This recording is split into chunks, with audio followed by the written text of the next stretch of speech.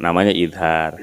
Ada yang berubah dari tadinya suara nun, gitu ya, itu berubah menjadi suara mim, namanya iqlab. Hurufnya cuma satu, ba.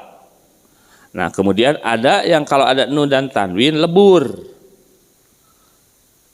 Jadi si suara tanwin dan nunnya itu nggak kedengaran, masuk kepada huruf selanjutnya. Namanya idgham. Nah, idgham itu ada dua, ada idgham yang dengan gunnah, bi gunnah, hurufnya ada 4, ya, mim, nun, wawu. Ada yang tidak dengan gunnah, hurufnya 2, lam, ro, lari ya. Jadi suka diingatnya yanmu lari, yanmu lari, ya, nun, mim, wawu, lam, ro. Kalau semuanya disingkat juga yarmaluna. Yanmu lari, idgham bi gunnah, kemudian idgham bila gunnah. Nah, sisanya yang 15 huruf itu namanya huruf ikhfa.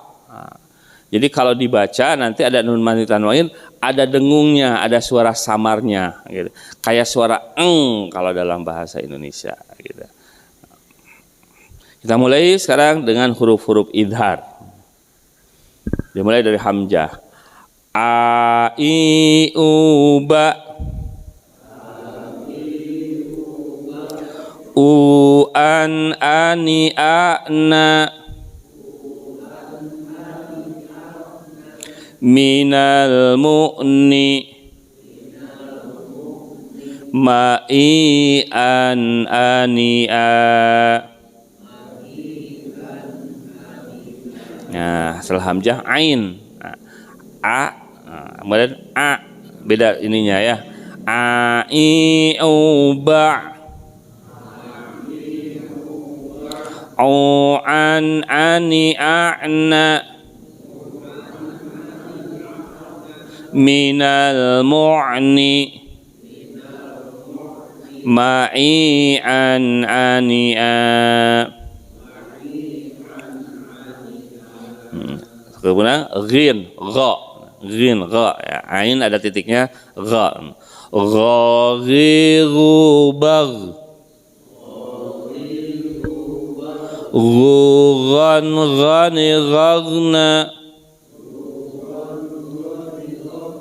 Minal mughni. Maghiran, ghani, gha. Di mana letak idharnya? Nah, ketika tanwin, kalau ghagiru bagh itu untuk melatih mad dan huruf qalqalah atau bukan. Nah, ghin itu bukan huruf qalqalah, jadi tidak boleh mantul, tidak boleh bage, tidak boleh gitu, tapi bagh.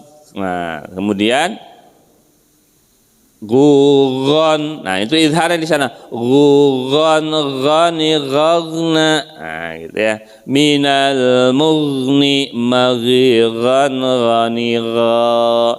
Nah, kemudian ha sekarang. Hamzah, ain, ghin, ha, kha, ha. Ingatnya gitu huruf idhar itu. Ha, hi, hu, bah. Bukan ha, hi, hu, bah, itu mah ha.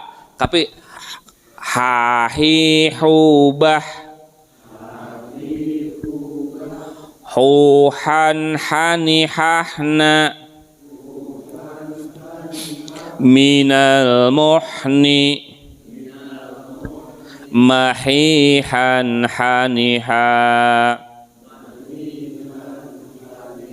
Hamzah, ain, ghin, ha, kha, ha.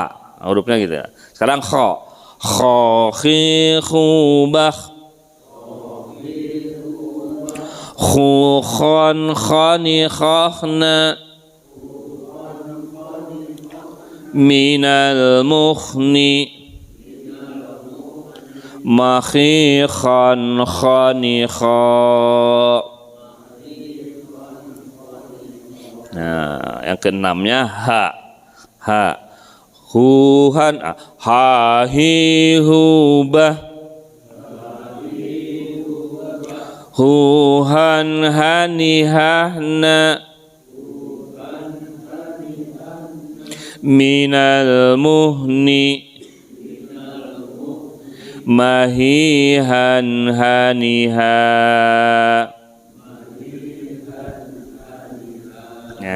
itu huruf idhar. Jadi kalau nun mati atau tanwin ketemu dengan huruf idhar ini dibacanya harus jelas. Suaranya nun, tidak boleh dengun, tidak boleh misalnya gini. An ani ana, tidak boleh gitu, tapi an ani ana gitu maksudnya. Jadi tidak boleh pakai dengung, tidak boleh ngahyeng gitu ya. Atau misalkan huhan han, tidak boleh gitu, tapi huhan hani hahna langsung gitu. Itu idhar. Nah kemudian ba, nah, kalau ba itu huruf iqlab. Nah, jadi nanti tidak ban lagi tapi bam. Nah, babi bu bab. Nah kalau ini huruf qalqalah, jadi harus mantul. Babi bu bab, bubam. Nah ini iklabnya di sini. Bubam bani babna, minal mubni, mabibam bani ba.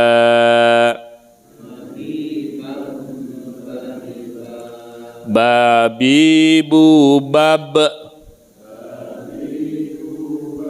bubam bani babna,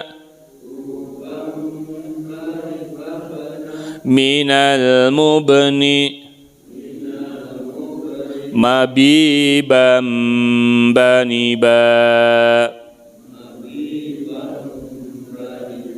Nah itu huruf iqlab, hurufnya cuma satu. Nah, jadi hurufnya cuma satu ba. Nah, kalau tadi idhar. Nah, cukup itu dulu, nanti insya Allah untuk huruf idgham sama huruf ikhfa. Sekarang kita tadarus ke terjemah laziyahnya dulu, terjemah kata per kata insya Allah. Di sini Allahu. Nah, kalau tajwidnya Allahu disebutnya tafkhim, tebal.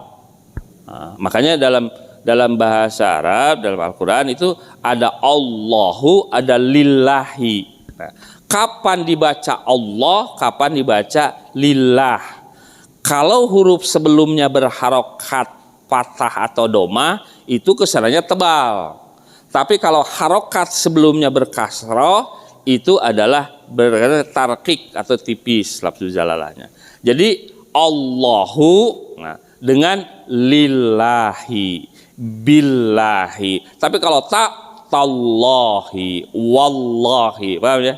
Kalau sebelumnya kasroh, lillahi, billahi.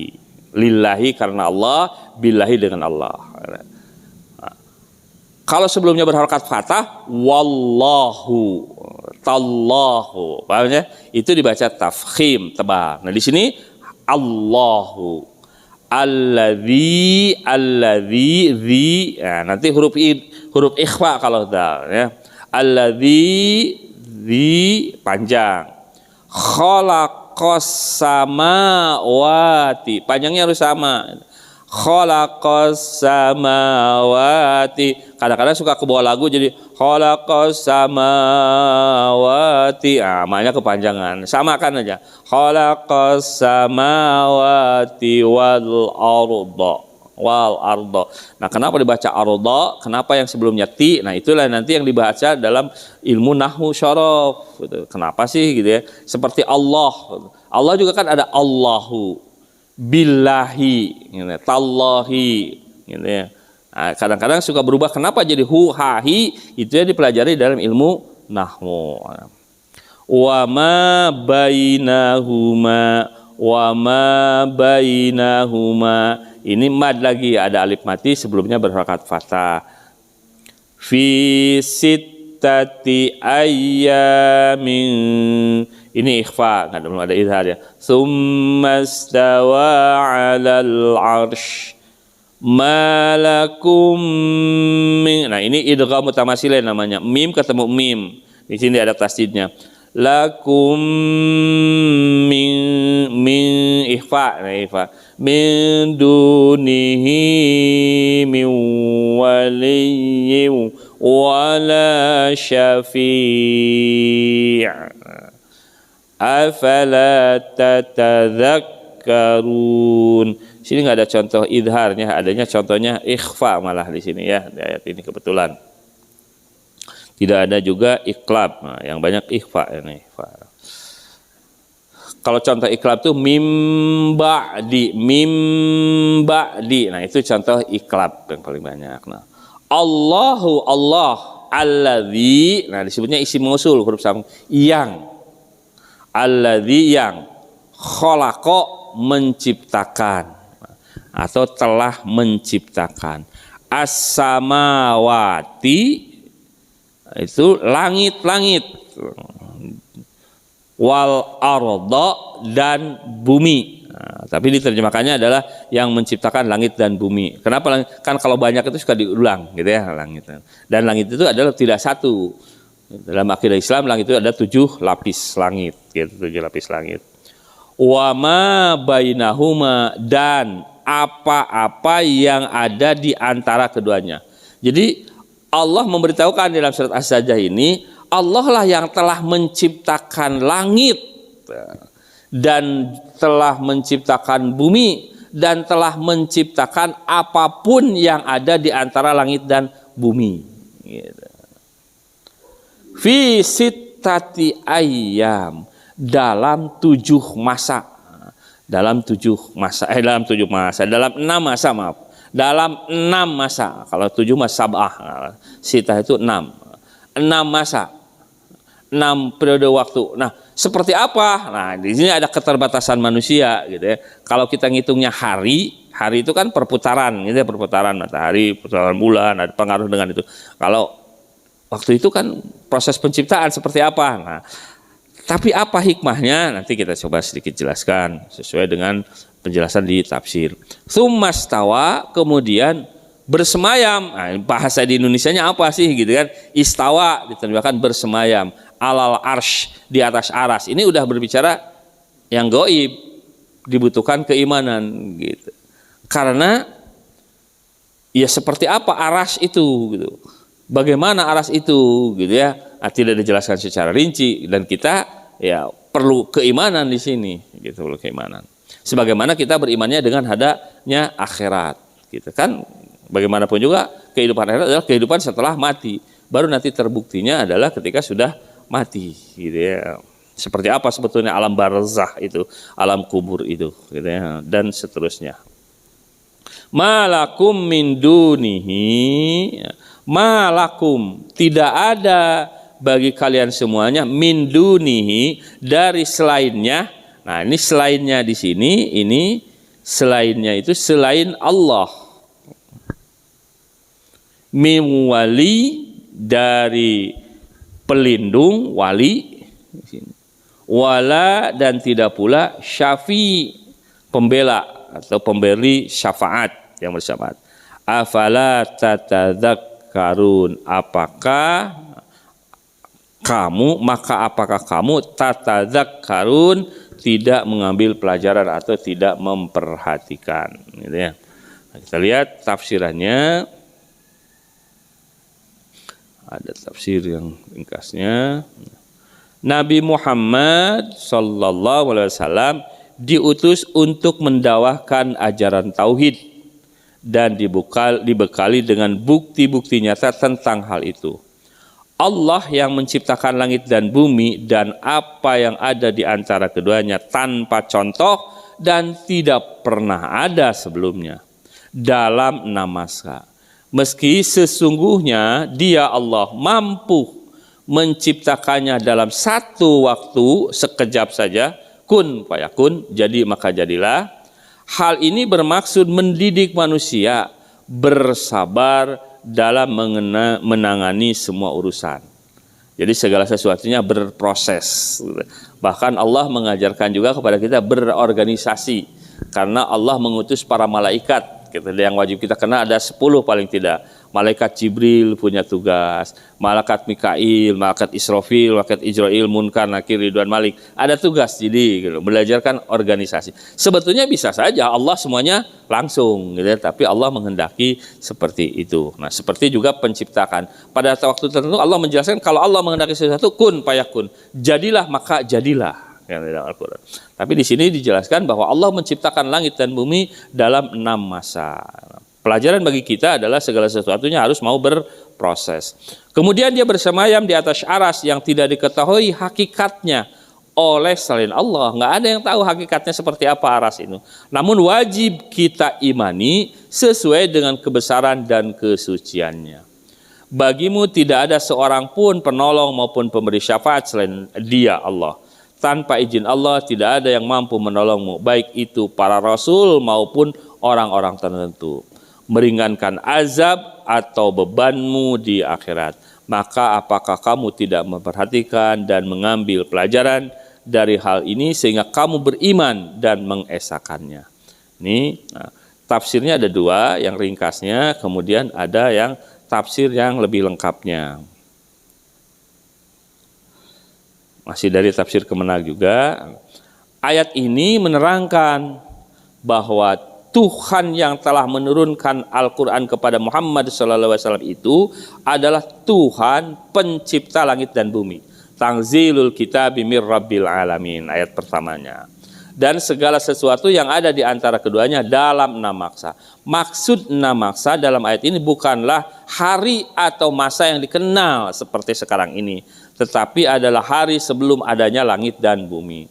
Hari pada waktu sekarang ini adalah setelah adanya langit dan bumi, serta setelah adanya peredaran bumi mengelilingi matahari dan sebagainya.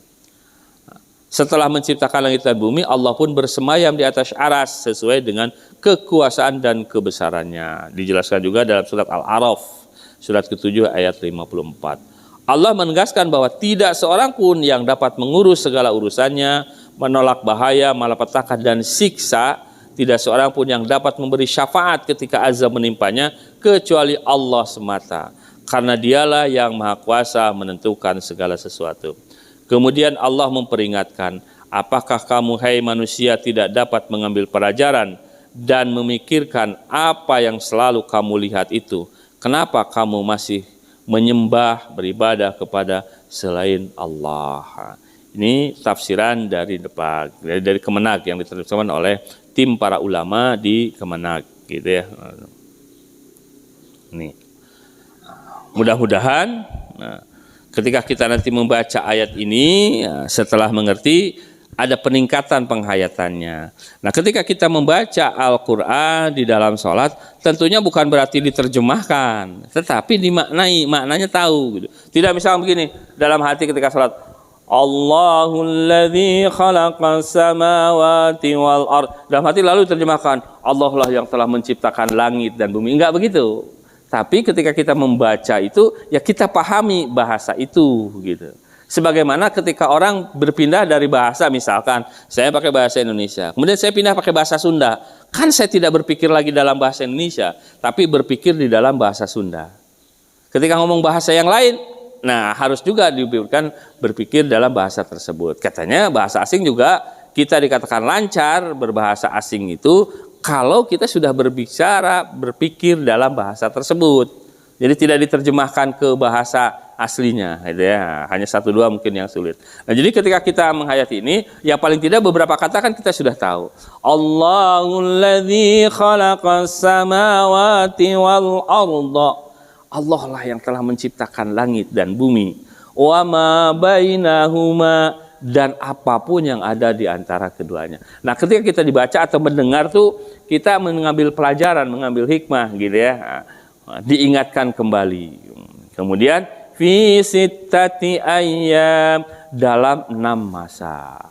6 masa.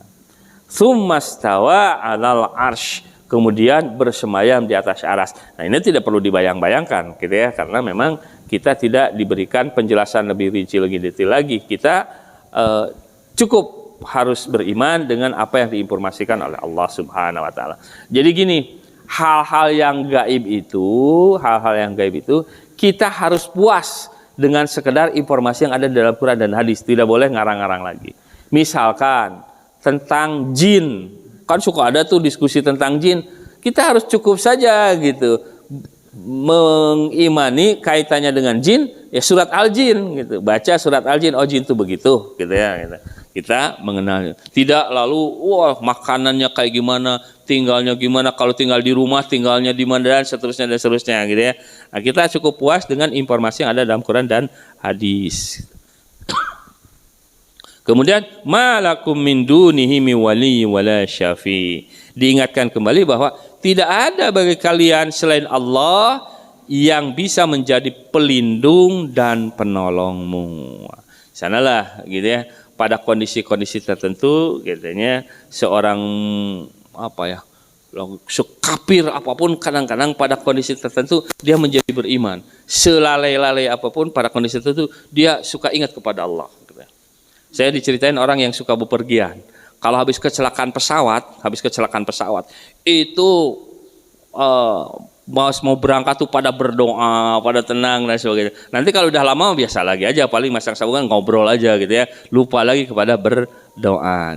Pada saat diingatkan, barulah gitu ya, betapa ketika orang sedang naik kendaraan, baik pesawat udara, darat dan laut juga, tidak ada yang bisa penolong gitu ya, pelindung kecuali Allah Subhanahu wa taala gitu ya. Nah, tetapi ya kadang-kadang manusia suka lupa, makanya adanya musibah itu gitu ya, musibah itu kadang-kadang ada hikmahnya juga gitu ya. Ya mungkin Bapak Gubernur kemarin kan dapat musibah, semuanya juga walaupun jauh sana kan ikut merasakan betapa luar biasa ya, pergi ke sana bersama-sama gitu ya. Tadinya mungkin ya pinginnya senang gitu ya, mau survei sekolah dan seterusnya, qadarullah ternyata Allah menghendaki lain, sudah menakdirkan. Nah, tidak bisa lagi ikut kembali gitu. Kan setelah itu mah kalau orang mau pergi jadi ingat lagi bahwa ketika kita pergi ternyata belum tentu bisa kembali secara bersama-sama. Maka mau berangkat gitu, mau jauh mau dekat kan, begitu keluar bismillahi tawakkaltu 'alallah la haula wala quwata illa billahil aliyil azim. Bismillahi majreha wa mursa inna rabbi laghafurur rahim. Allahumma inna nas'aluka fi safarina hadza albirra wat taqwa wa minal amari ma tarda. Kalau mau berangkat umroh mah biasanya itu doa itu dibaca, mau haji biasa. Tapi kalau mau berangkat ke kantor mah kadang-kadang lupa itu tuh gitu ya. Atau mau berangkat kemana gitu ya, padahal mau naik kendaraan juga lupa bismillahi majreha wa mursaha inna rabbi laghafurur rahim.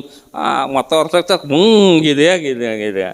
Padahal bisa jadi pada saat itu kita sampai kepada takdir Allah yang namanya ajal, tidak ada yang tahu gitu ya. Nah, tapi kalau misalkan dalam tradisi ibadah, kalau umroh gitu ya, itu dari satu titik ke titik yang lain doa lagi ya bagus gitu ya. Tapi lebih bagus lagi karena kita membiasakan ketika berberkayan maka kita senantiasa berdoa. Minimumnya adalah yang tadi, bismillahi tawakkaltu 'alallah la haula wala quwata illa billahil aliyil azim. Gitu. Bahkan kadang-kadang kita masuk masjid juga, Bapak pernah masuk masjid lupa berdoa? Atau sering gitu ya. Bapak-bapak sering nggak atau pernah nggak lupa berdoa ketika keluar dari masjid? Kadang-kadang lagi ngobrol ya lupa berdoa gitu ya. Mau masuk masjid, mau keluar masjid kan ada doa yang diajarkannya. Nah gitu ya. Tadi pas mau berangkat buka pintu juga kadang-kadang lupa berdoa. Nah gitu ya. Pulang berdoa. Nah gitu. Nah, padahal Allah mengingatkan kepada kita, Allah lah yang menjadi pelindung dan penolong kita. Bahkan kita renungi ketika kita mau masuk kamar mandi, sebetulnya ada musuh kita di dalam. Sehingga ketika kita mau masuk, kita disuruh berdoa. Apa doanya? Allahumma inni a'udzubika minal khubuthi wal khaba'ith. Ya Allah, aku berlindung kepada Engkau dari setan laki-laki dan setan perempuan. Jadi setan juga ternyata ada laki-laki perempuannya kalau gitu ya. masuk termasuk aja, padahal kita disuruh berlindung gitu ya, ketika kita mau masuk gitu ya. Kadang-kadang begitu gitu ya. Kalau kerasa keung ke karau dong gitu ya. Nah, gitu kadang-kadang dipelajarinya gitu. Ya. Jadi ayat ini menjelaskan tentang prinsip-prinsip akidah juga, bahwa Allah lah yang telah menciptakan langit dan bumi dan apapun yang ada di antara keduanya dalam 6 masa. Kemudian Allah bersemayam di atas arsy. Tidak ada bagi kalian dari selainnya yang menjadi pelindung dan penolong. Afala tatadzakkarun. Apakah kamu tidak mengambil pelajaran?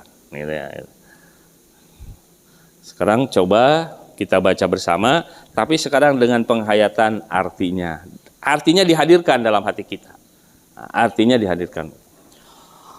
Allahul ladzi khalaqas samawati wal arda wa ma bainahuma.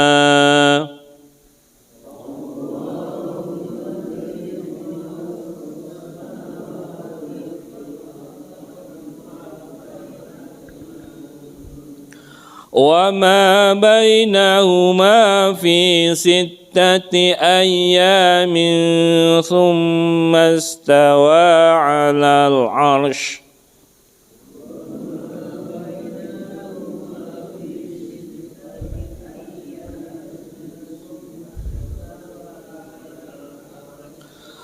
ما لكم من دونه من ولي ولا شفيع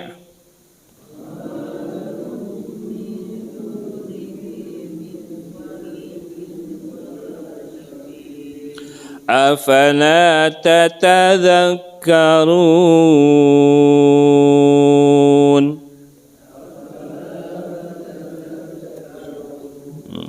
Sudah bisa hadir Pak, hati kita ketika baca? Dikit-dikit. Kita diulang-ulang dari awal supaya ini sambil dihafalkan kan, mudah-mudahan hafal. Alif Lam Mim.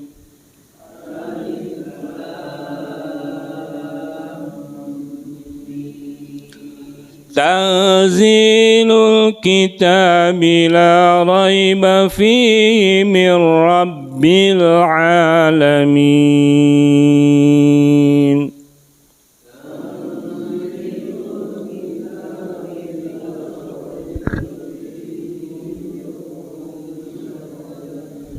Jadi hadir hati kita ketika kita membaca bahwa Allah sedang menjelaskan turunnya kitab itu tidak ada keraguan padanya, mir rabbil alamin, dari Allah Tuhan semesta alam. Am yaquluna iftara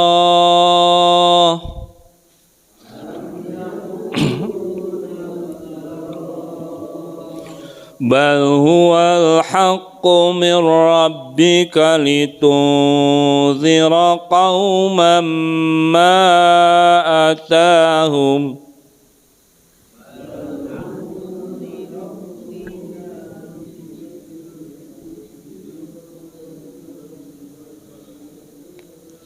bal huwal haqqu min rabbika litunzira qauman ma atahum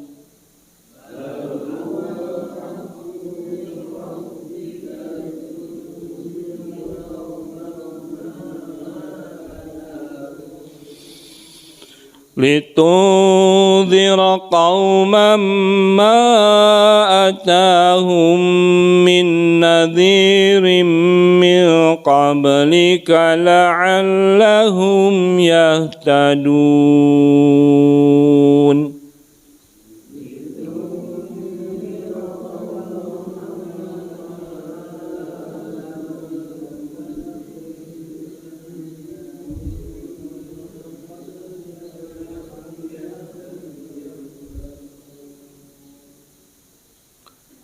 Ini apakah ataukah gitu, akan tetapi itu banyak artinya ya gitu. Ataukah mereka mengatakan bahwa Nabi Muhammad mengadakan? Tidak gitu. Dia adalah hak dari Tuhanmu untuk memberi peringatan kepada kaum yang belum datang kepada mereka pemberi peringatan. La'allahum yahtadun, agar mereka mendapatkan hidayah. Ayat yang kita baca sekarang. Allahul ladzi khalaqas samawati wal arda wa ma bainahuma.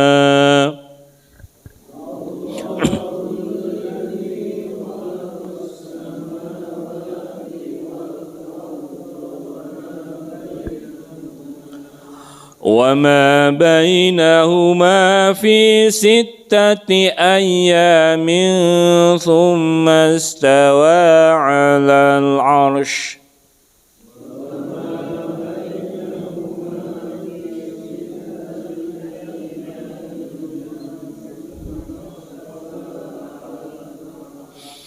ما لكم من دونه من ولي ولا شفيع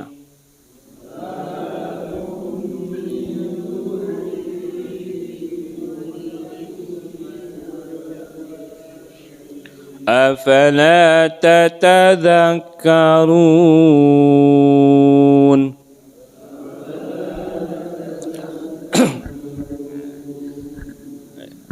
Bapak dan Ibu yang sama-sama mengharapkan ridha Allah Subhanahu wa taala, para ulama sudah menjelaskan definisi Al-Qur'an bahwa Al-Qur'an itu kalau dibaca, mengerti ataupun belum mengerti tetap bernilai ibadah. Tapi Al-Qur'an itu kan petunjuk. Kalau petunjuk berarti kita ingin mengerti. Nah, di antara alat untuk mengertinya itu memang belajar bahasa Arab, belajar bahasa. Walaupun ada terjemah, memang tidak bisa menerjemahkan dengan bahasa Indonesia yang bisa mengimbangi gitu. Hanya tentunya sebuah usaha gitu ya untuk mencoba memindahkannya dalam bahasa yang dipahami, bahasa ibu gitu ya, bahasa ibu.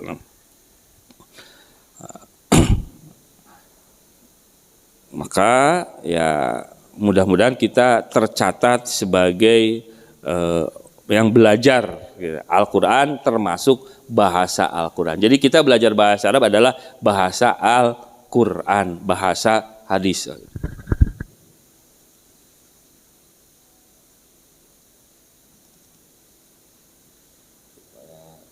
Lanjutan, kemarin baru ke 1 ya. Bahasa. Bismillahirrahmanirrahim. Nah, kemarin kita sudah belajar tentang hadza. Sekarang belajar tentang man hadza. Kalau hadza ini, man hadza siapa ini. Ada juga ma hadza. Kalau ma apa ini. Jadi kalau man untuk nanya orang. Tapi lebih nanya kepada profesi biasanya, gitu ya. Nanya profesi, bukan ke nama orangnya. Kalau nama orang kan mas muka, gitu. Siapa namamu? Gitu. Nah, misalkan ini gambar seorang dokter. Man hadza? Hadza tabibun. Jadi artinya apa? Ini seorang dokter. Tabib itu dokter, tabib gitu ya. Tabib suka disebut tabib ya, Pak. Tabib itu dokter. Man hadza? Hadza talibun. Nah, bahasa Arab itu menuntut ilmu, tolabul ilmi, tolabul ilmi. Nah, orang yang menuntut ilmu namanya tolib. Yang menuntut ilmu tolabul ilmi, menuntut ilmu. Nah, yang menuntut ilmunya namanya tolibul ilmi. Nah, di kita kan kalau yang ngajar suka dipanggil ustadz. Nah, kalau ustadz itu mu'alim sama mudaris itu guru gitu ya. Nah, kalau di aslinya di sana di Arab gitu ya, di bahasa kalau ustadz itu Ustadz Yusuf Kordowi gitu ya, para ulama. Kalau di kita mungkin kiai gitu ya, di kiai. Di kita kan ada kiai gitu ya, suka ada kiai.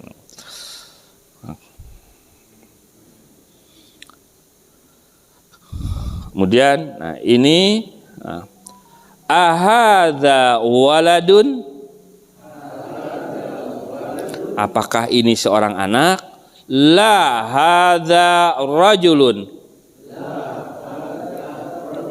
Bukan, ini mah seorang laki-laki dewasa. Jadi kalau rojul itu laki-laki, tapi laki-lakinya laki-laki dewasa. Kalau waladun anak. Oke, kita campurkan dengan yang sudah kita pelajari pekan yang lalu. Ma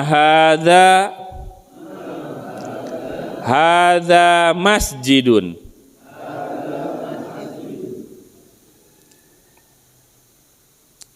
Man hadza tajirun.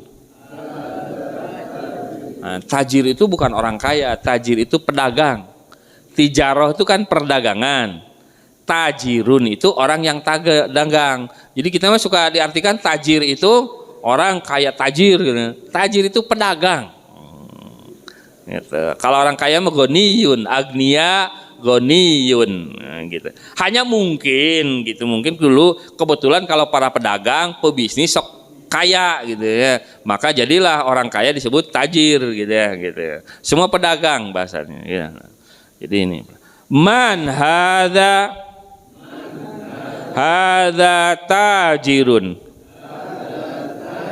Nanti kan di Al-Quran udah ketemu namanya tijaroh, perdagangan gitu ya. Nah, ini. Hadza kalbun.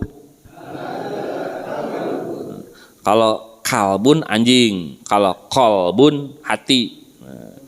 Hati-hati kalau manajemen kalbu, manajemen anjing gitu. Kalau manajemen kolbu, manajemen hati gitu. Kadang-kadang bahasa Arab gitu ya. Tapi kita jangan menerjemahkan dari yang bahasa Indonesianya, terjemahkan yang dari yang aslinya kan gitu ya. Gitu. Nah, kalau ini ahadza kalbun la hadza qittun. Ya dekat sama bahasa Inggris ya, cat ya. Qittun. Qittun itu adalah kucing. Nah, kucing.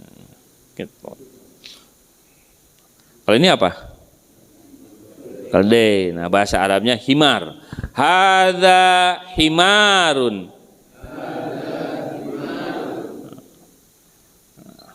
Kalau ini kuda. Ahadza himarun la hadza hisanun. Supaya mengingatkan, apakah ini himar? Bukan, ini mah kuda. Ini mah kuda. Ini apa? Unta. Nah, wa ma hadza jamalun. Awas, kalau Jamal artinya cakep, ganteng. Pak Jamal itu ganteng. Jamaluddin membaguskan agama. Gitu. Jamal Mirdad gitu ya, itu cakep, lembut gitu. Tapi kalau pendek artinya berbeda. Kalau Jamal mah unta. Kalau Jamal Mirdad berarti unta yang lembut, unta yang dingin gitu ya. Jadi harus panjang. Jamal kalau bahasa aslinya bahasa Arab Jamal itu baru cantik. Jamil kalau perempuan kan Jamilah gitu, Jamilah. Kalau pendek itu unta Jamal. Nah, susah ya kalau dalam bahasa Indonesia kan suka Pak Jamal misalkan suka tulis Jamal aja gitu kan gitu ya. Jangan diterjemahkan dari itu gitu ya. Harus dari Arabnya. Ini ayam jago namanya dikun. Ma hadza dikun. Ini, nah ini seorang guru. Man hadza mudarrisun. Man hadza mudarrisun. Mudarris itu apa? Guru. Madrasah tempat belajar. Fakultas dirosah pelajaran gitu ya, fakultas dirosah. Nah, madrasah tempatnya, gurunya namanya mudarris gitu. Dirosah pelajaran gitu. Tadarus sama dan ini. Tadarus itu belajarnya saling belajar, diskusi gitu ya. Jadi kalau tadarus itu dua arah belajarnya, gitu ya. Interaktif. Kalau hanya menyampaikan aja namanya tablik. Nah, ini komis udah dijelaskan. Jadi ini belajar bahasa ini tuh kayak metode setum kalau jalan gitu. Setum itu kan maju dikit, mundur, maju lagi, mundur lagi, maju. Terus aja gitu tiap hari gitu. Maju sebagian tapi mundur lagi, maju sebagian, mundur lagi terus gitu ya. Nah, diharapkan dengan begitu nempel, dan betul kan, walaupun setum itu jalannya mundur maju, itu jalan-jalan kan terhubung bagus kemana-mana. Gitu ya. Walaupun mundur maju, udah gitu majunya pelan-pelan lagi, kata pelan-pelan. Nah, belajar juga kan begitu, mundur maju, pelan-pelan, tapi insya Allah nempel. Makanya ini mundur maju gitu ya. Nah, ini kita kembali lagi ke yang hadza, ada ahadza, mahadza, manhadza gitu ya. Ahadza qamisun, la hadza mindilun. Apa mindilun? Sapu tangan. Kalau komis, baju. Udah kan yang lalu, ini yang lalu udah mengulang lah. Coba kita latihan sekarang. Ma hadza. Jawab. Hadza qalamun. Nah, kolam alat tulis pulpen. Ahadza dikun. Naam. Naam itu apa? Benar, betul. Hadza kalbun. Ahadza hisanun. La hadza himarun. Man hadza. Hadza tabibun. Hadza mindilun. Hadza jamalun. Ahadza waladun. Naam. Ahadza kalbun. La. Hadza qittun. Man hadza. Hadza rajulun. Nah, sekarang coba, kalau dalam percakapannya nanti tidak diterjemahkan, dipahami saja. Tapi karena kita sedang belajar, kita coba terjemahkan. Ma hadza, apa ini? Ini adalah pulpen. Ahadza dikun, apakah ini seekor ayam jantan? Naam, benar. Hadza kal, boleh juga. Naam, hadza dikun, boleh kalau jawaban panjangnya gitu ya. Hadza dikun, naam, hadza dikun, boleh gitu. Hadza kalbun, ini seekor anjing. Hadza hisanun, apakah ini gitu. Seekor kuda? La, bukan. Hadza himarun, ini mah seekor keledai. Man hadza, siapa ini? Hadza tabibun, ini seorang dokter. Kemudian hadza mindilun. Mindilun itu adalah sapu tangan. Walaupun sekarang dengan adanya tisu kan sudah mulai jarang pada bawa sapu tangan. Kalau dulu kan suka bawa sapu tangan. Sekarang adanya tisu. Hadza jamalun. Nah, jamalun apa? Unta. Ahadza waladun, apakah ini seorang anak? Naam, hadza waladun. Benar ini. Ahadza kalbun, apakah ini seekor anjing? La, hadza qittun, bukan, ini seekor kucing. Man hadza, siapa ini? Hadza rajulun. Nah, nanti ada rajulun, ada rijalun. Nah, perubahan-perubahan bentuk nanti dipelajari dalam ilmu nahwu dan sorof. Dibaca UAI itu dalam ilmu nahwu, perubahan-perubahan dalam sorof. Nah, kita ini baru tahap awal, baru mengumpulkan kata-kata. Kalau mau ngebangun itu kita belum membangun sebetulnya. Baru ngumpulin pasir-pasir, bata gitu ya, dan sebagainya. Barulah nanti disusun, digabung-gabung menjadi sebuah kalimat. Nah, kalau di pesantren kadang-kadang langsung ke ilmu nahwu dan sorof, yang ininya sambil jalan karena memang terus-menerus. Nah, karena kita bukan pesantren, nah mungkin lebih cocok pakai belajar yang seperti ini. Disebutnya juga kitab orang yang belajar bahasa Arab tapi tidak berbahasa Arab. Gitu. Kalau di pesantren diasumsikan berbahasa Arab, gitu ya.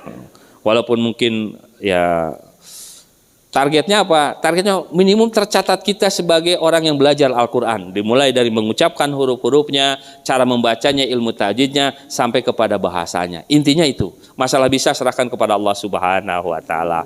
Kita mengamalkan khairukum man ta'allamal Qur'an wa 'allamahu. Sebaik-baik kalian adalah yang belajar mengajar Al-Quran dari semua aspeknya, gitu ya, untuk mendukung pemahaman kita kepada Quran, gitu ya, gitu. Sampai mana ya wallahu alam, jalani saja kan, gitu ya. Kita baru sampai kepada mengumpulkan kata-katanya. Nanti ketika sudah ngumpul mulai banyak, baru kita belajar merangkai-rangkaikannya, gitu ya, gitu. Seperti tadi, kenapa sih Allahu Akbar lillahi, kenapa yang ini Allahu, kalau yang ini lillahi, gitu kan, bisa begitu kan, gitu ya. Innallaha, loh ini ha, kan Allahu Akbar, innallaha, ini jadi Allah, gitu ya, gitu ya. Kemudian billahi, taufik wal hidayah, billahi, kenapa sih ada hahihu? Nah itu dipelajari dalam ilmu nahwu, gitu ya. Kalau misalkan kenapa ada kata anzala turun, ada kata nazzala turun, ada tangzil turun, nazzalna turun. Nah perubahan-perubahan itu dalam ilmu sorof. Nanti kalau sudah terkumpulkan, baru kita belajar ke ilmu-ilmu yang seperti itunya. Wallahu a'lam bishawab. Sudah masuk waktu syuruk, gitu ya. Yang mau sholat mangga, yang mau langsung juga mangga, gitu ya. Yang benar dari Allah, yang salah semata-mata karena kebudayaan saya sendiri. Astagfirullahaladzim. Assalamualaikum warahmatullahi wabarakatuh.